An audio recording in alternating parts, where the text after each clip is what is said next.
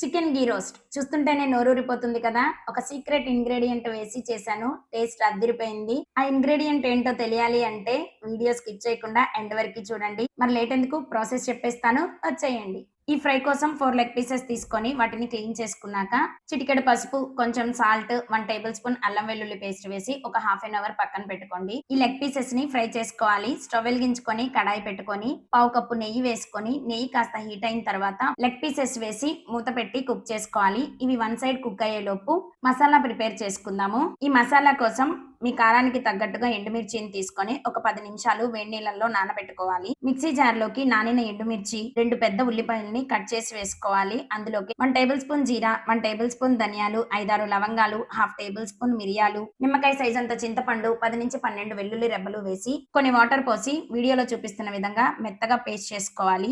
Chicken almost cook అయింది కదా! Chicken cook అయిన తర్వాత లిడ్ తీసేసి వీడియోలో చూపిస్తున్న విధంగా లైట్ గోల్డెన్ కలర్ వచ్చే వరకు ఫ్రై చేసుకోవాలి. వీటిని పక్కకు తీసేసి అదే పాన్ లో కొన్ని జీడిపప్పు పలుకులు, కొంచెం కరివేపాకు వేసి క్రిస్పీగా అయ్యేంత వరకు ఫ్రై చేసుకోవాలి. ఇందులోకే మిక్సీ పట్టిన మసాలా పేస్ట్, పావు కప్పు వాటర్, చిటికెడు పసుపు, మన రుచికి సరిపడా సాల్ట్ వేసి మూత పెట్టి మధ్య మధ్యలో కలుపుకుంటూ ఆయిల్ పైకి తేలేంత వరకు కుక్ చేసుకోవాలి. ఇలా కుక్ అయిన తర్వాత లిడ్ ఓపెన్ చేసి చిన్న బెల్లం ముక్కని మ్యాష్ చేసి వేసుకోవాలి. ఇదే మన సీక్రెట్ ఇంగ్రీడియంట్. ఇది వేస్తే చికెన్ ఫ్రై టేస్ట్ అద్దిరిపోతుంది. బెల్లం వేసిన తర్వాత మసాలా పేస్ట్ ని కంటిన్యూస్ గా కలుపుతూ ఉంటే కలర్ చేంజ్ అవుతుంది. పేస్ట్ కూడా థిక్ గా అవుతుంది. ఈ స్టేజ్ లో ముందుగా ఫ్రై చేసుకున్న లెగ్ పీసెస్ వేసి ఈ మసాలాలన్నీ లెగ్ పీసెస్ కి పట్టేటట్లుగా కలుపుకొని మూత పెట్టి ఒక 5 మినిట్స్ కుక్ చేసుకోండి. ఫైనల్ గా కొత్తిమీర వేసుకొని స్టవ్ ఆఫ్ చేసుకున్నాక ప్లేట్ లోకి సర్వ్ చేసుకొని పైన క్రిస్పీగా వేయించుకున్న కరివేపాకు, జీడిపప్పు వేసుకొని వేడివేడిగా తిన్నారంటే ఈ టేస్ట్ అస్సలు మర్చిపోరు. ఎవ్రీ సండే ఈ చికెన్ ఘీ రోస్ట్ నే ట్రై చేస్తారు.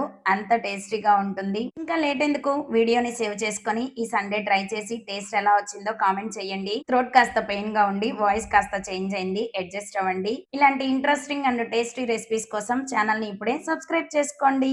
Thanks for watching.